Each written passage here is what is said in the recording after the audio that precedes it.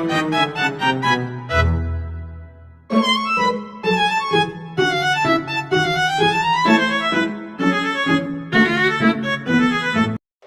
assalamualaikum warahmatullahi wabarakatuh. Selamat siang semuanya. Bagaimana kabarnya hari ini?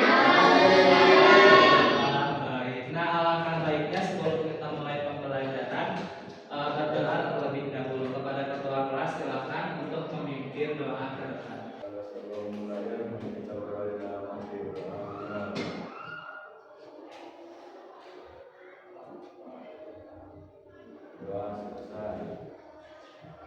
Baiklah, silakan. Terima kasih kepada ketua kelas. Selanjutnya, kira-kira hari ini ada yang tidak hadir? Ada. Siapa? Sultan kenapa? Izin. Semoga segala urusan yang dijalani oleh Sultan diberikan kelancaran oleh Allah Subhanahu wa Ta'ala. Ada lagi barangkali? Ada Dawa. Kenapa? Sakit. Nah, semoga penyakit yang diderita oleh Dawa juga diberi kesembuhan oleh Allah Subhanahu wa Ta'ala. Ada lagi? Padil. Kenapa Padil?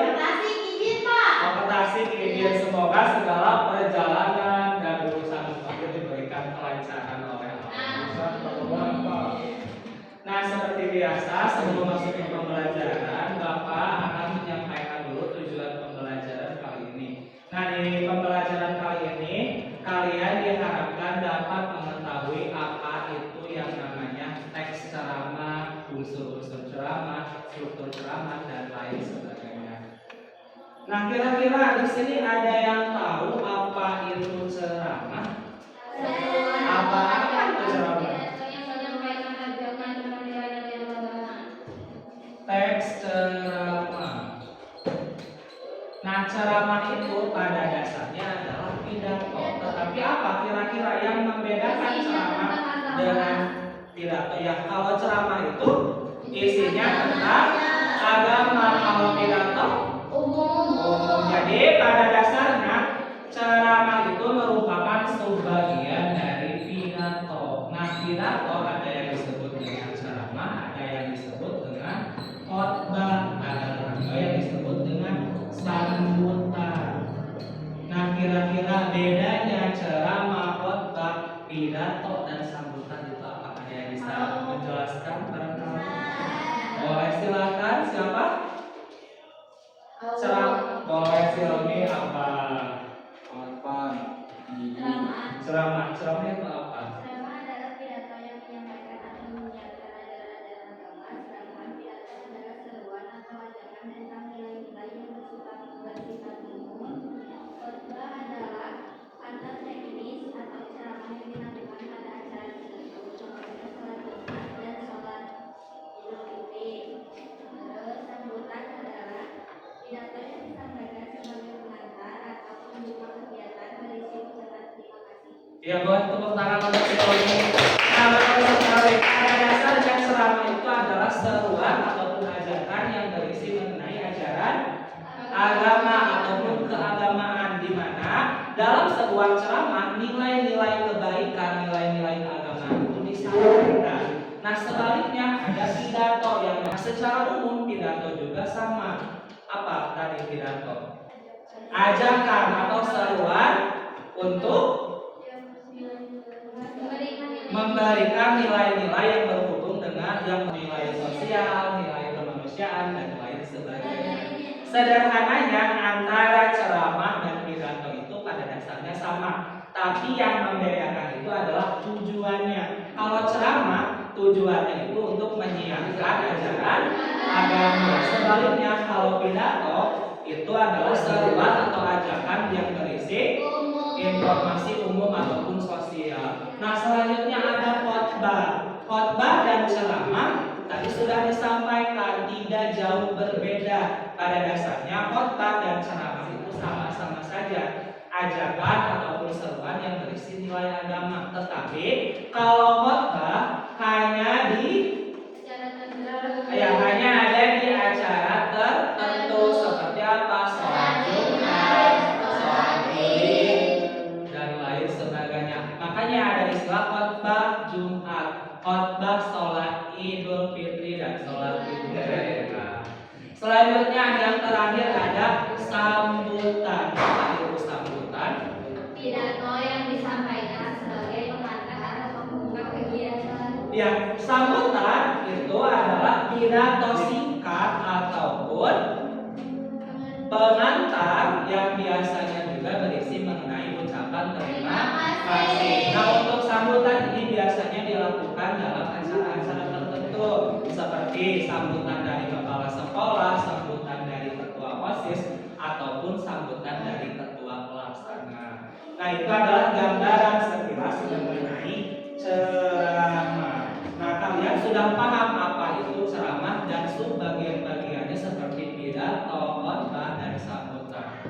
Nah, selanjutnya kita akan membahas mengenai teks ceramah. Bedanya ceramah dan teks ceramah itu apa? Ada yang tahu? Ceramah itu dapat secara berupa tulisan boleh, baik tepuk tangan untuk awal. Nah, kalau ceramah itu disampaikan secara lisan. Sebaliknya kalau teks ceramah karena ada nama teksnya berarti disampaikan lewat tulisan. Dan pada dasarnya tetap sama-sama saja, yang membedakan itu hanya medianya saja.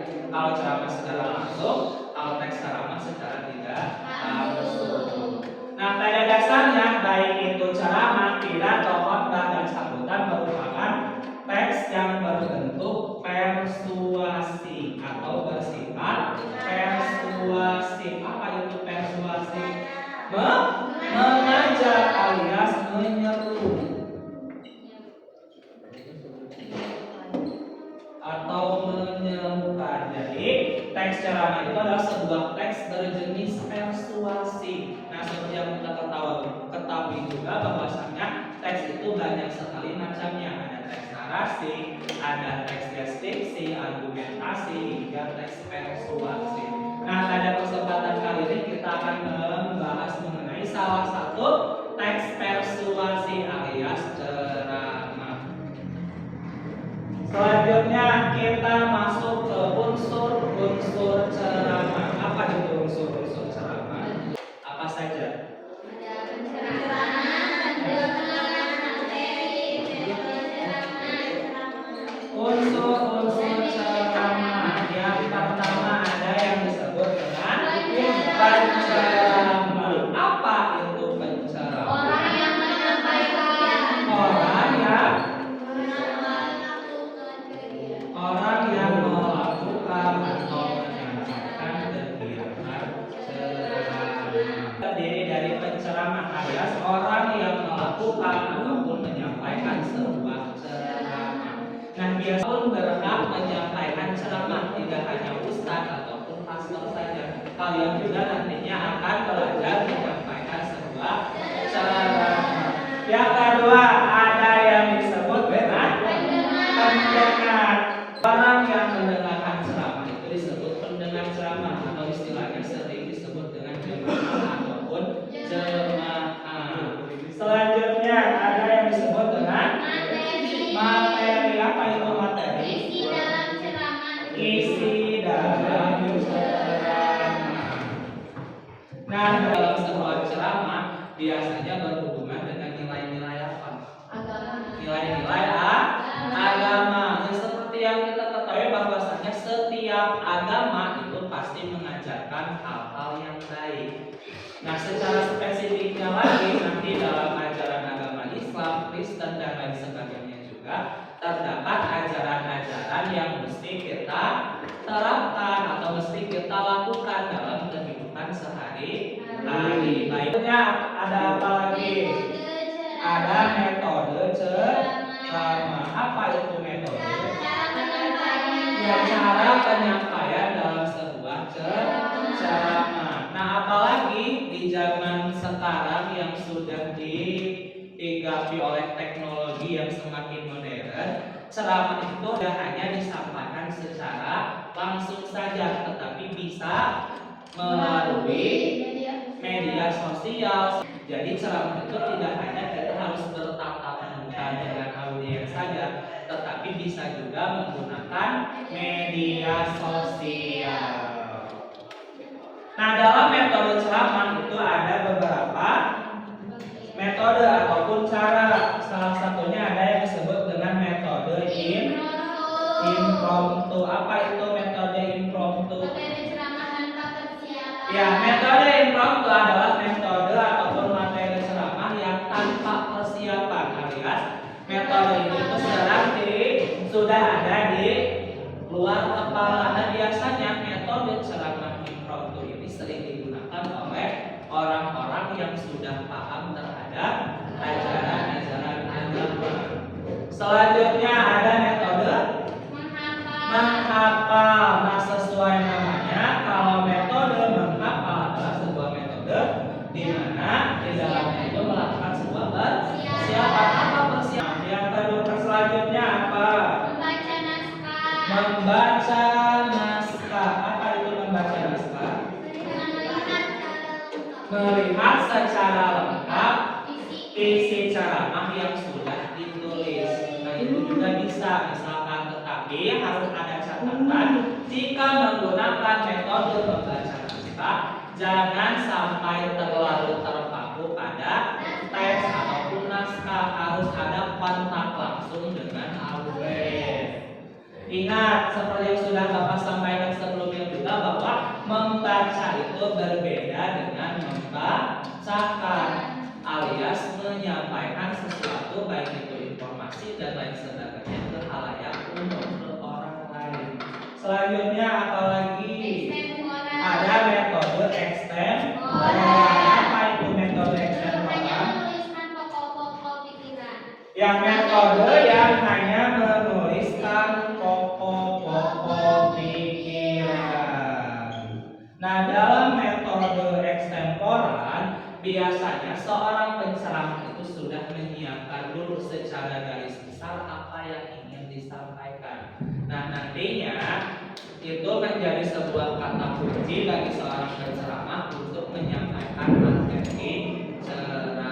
Kita lanjut ke struktur ceramah.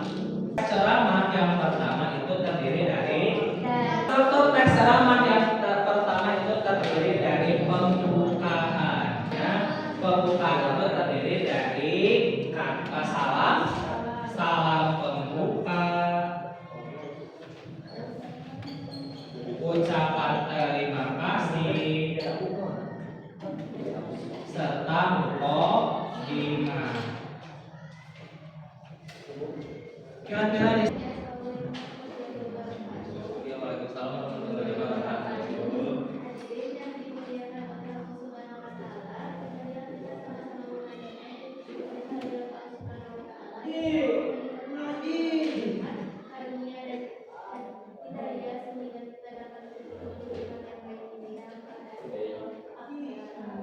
ya, terima kasih kepada Bapak. Nah, itu adalah contoh pembukaan dalam sebuah teks ceramah. Misalkan seorang penceramah itu biasanya mengawali dengan salam pembuka. Tetapi salam pembuka, assalamualaikum warahmatullahi wabarakatuh. Lanjut ke mukadimah. Mukadimah boleh dalam bahasa Arab, boleh juga dalam bahasa Indonesia. Ada yang berisi ceramah. Apa itu isi ceramah? Materi yang ingin disampaikan dalam sebuah ceramah. Nah, kalau materi atau terakhir setelah pembukaan isi ada juga yang disebut dengan penutup. Penutup saja juga disampaikan ajakan ataupun seruan seorang penceramah kepada audiens. Misalkan apa, kalau kata yang mengandung unsur persuasi atau ajakan, marilah kita bersama-sama meningkatkan iman dan takwa. Marilah kita bareng-bareng berlomba-lomba dalam kebaikan. Ayo kita atau yuk kita kan ketika penutupan ayat mengajak para audiens untuk melakukan apa yang sudah disampaikan. Nah, pasti yang disampaikan itu berhubungan dengan kebaikan. Selanjutnya seperti biasa ditutup oleh ucapan